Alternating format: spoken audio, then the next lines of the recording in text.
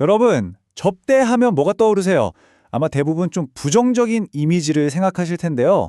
뭐 뇌물이라든지 부패 같은 거요. 그런데 오늘 우리가 살펴볼 이야기는 어쩌면 그게 완전히 틀린 생각일 수도 있다는 아주 파격적인 관점에서 시작합니다. 자, 보세요. 이 부패 문화는 사실 제대로 작동하고 있는 것이다. 아니, 이게 대체 무슨 말일까요? 정말 도발적이죠? 그러니까 이 접대 문화가 잘못된 게 아니라 오히려 지금 우리 사회 시스템 안에서는 이게 가장 합리적인 방식이라는 거예요. 와, 어떻게 이런 주장을 할 수 있는 걸까요? 자, 지금부터 그 논리를 한번 차근차근 따라가 보죠. 일단 우리가 아는 접대 문화부터 한번 생각해 볼까요? 보통 그렇죠. 뭐 뇌물이라든지 뭔가 부탁하기 위한 수단, 투명성을 해치는 아주 나쁜 관행, 뭐 이렇게들 생각하잖아요. 없어져야 할 문화다. 이런 시각이 대부분일 거예요. 그런데 말이죠. 만약에 우리가 이 현상을 완전히 잘못 보고 있는 거라면요. 그러니까 이걸 그냥 저 사람 나쁜 사람이네 하고 개인의 도덕성 문제로 끝낼 게 아니라는 겁니다. 훨씬 더 깊은, 더 근본적인 차원에서 봐야 한다는 게 바로 오늘 이야기의 핵심이에요. 네, 바로 이겁니다.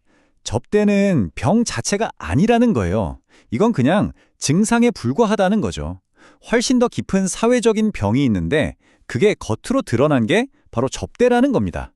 사람이 열이 날 때 해열제만 먹으면 뭐예요?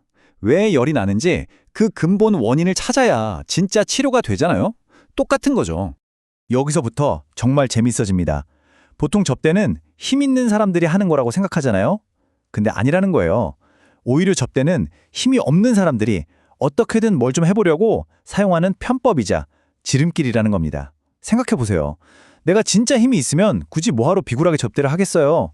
그러니까 접대를 한다는 것 자체가 나는 힘이 없습니다 라고 증명하는 셈이라는 이 역설적인 해석 정말 놀랍지 않나요?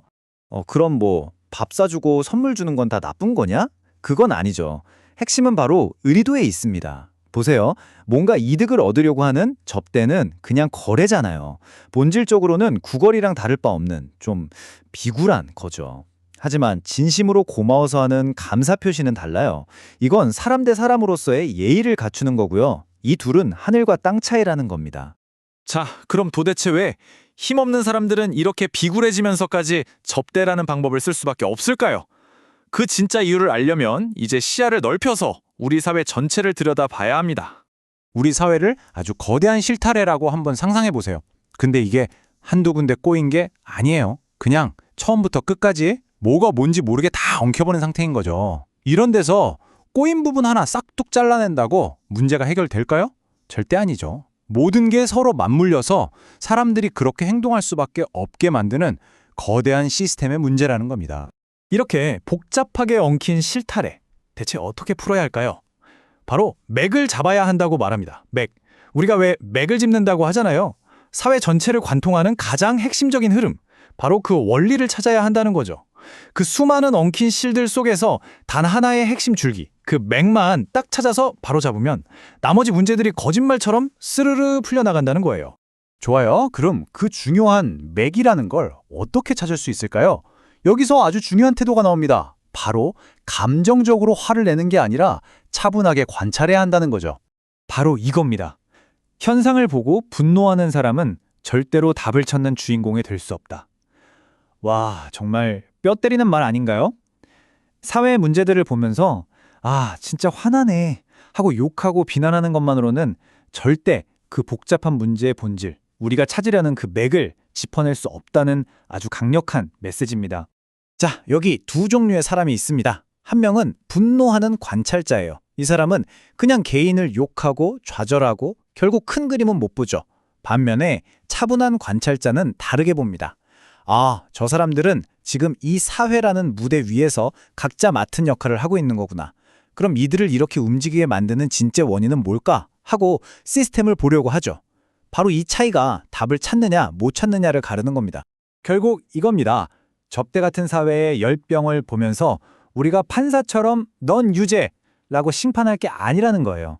의사가 환자를 보듯 아주 냉철하게 진단을 해야 한다는 거죠. 그래야만 우리 사회가 이래서 이렇게 돌아가는구나. 그 근본적인 맥을 제대로 짚을 수 있다는 겁니다. 자, 그럼 이런 엉망인 시스템 속에서 우리는 그럼 어떻게 해야 할까요? 그냥 포기해야 할까요? 아닙니다. 이 접대를 대체할 수 있는 아주 강력하면서도 진솔한 방법이 있다고 해요. 그게 뭐냐고요? 바로 편지의 힘입니다. 핵심은 정말 간단해요. 진심이 빠진 선물은요, 그냥 가격표 붙은 뇌물일 뿐입니다. 진짜 사람의 마음을 움직이는 건 선물이 얼마나 비싸냐가 아니라 내 진심이 얼마나 깊으냐에 달려 있다는 거죠. 내 마음을 솔직하게 열어서 보여주는 것, 그 자체가 돈으로 살 수 없는 가장 강력한 선물이라는 거예요. 그 방법이 뭐 대단한 것도 아니에요. 놀랍도록 간단합니다. 첫째, 여러분의 진솔한 마음을 편지에 쓰는 겁니다. 둘째, 거기에 작지만 의미 있는 선물을 하나 곁들이는 거죠. 여기서 주인공은 선물이 아니에요. 편지입니다. 이 진심이 담긴 글자 하나하나가 돈 뭉치보다 100배, 1000배는 더 강한 힘을 가질 수 있다는 거예요. 생각해보세요. 그냥 틱 선물만 주는 거랑 정성 들여 쓴 편지랑 같이 주는 거랑 받는 사람 입장에선 감동의 깊이가 완전히 다르겠죠? 이 말이 모든 걸 말해주는 것 같아요. 우리가 글을 배운 것은 계산을 위해서가 아니라 우리 마음의 풍부한 내용을 표현하기 위함이다. 우리가 글을 배운 이유가 단순히 이득 따지고 계산하려고 배운 게 아니잖아요. 내 안에 있는 이 소중한 생각과 감사함을 표현하고 그걸 통해 다른 사람과 진짜로 연결되기 위해 배운 거죠. 바로 그 본질을 우리가 다시 찾아야 한다는 겁니다. 자, 오늘 이야기를 마무리하면서 이 질문을 한번 던져보고 싶습니다. 만약 분노가 문제의 답이 아니라면 차분한 관찰은 우리에게 과연 무엇을 보여줄까요? 이 접대 문화뿐만이 아닐 겁니다. 우리가 매일 마주하는 수많은 사회 문제들 앞에서 그저 화를 내는 걸 넘어서서 그 현상 뒤에 숨어있는 더 깊은 의미를 읽어내려는 노력. 어쩌면 그것이야말로 우리가 진짜 해답을 향해 내딛는 가장 중요한 첫걸음이 아닐까요?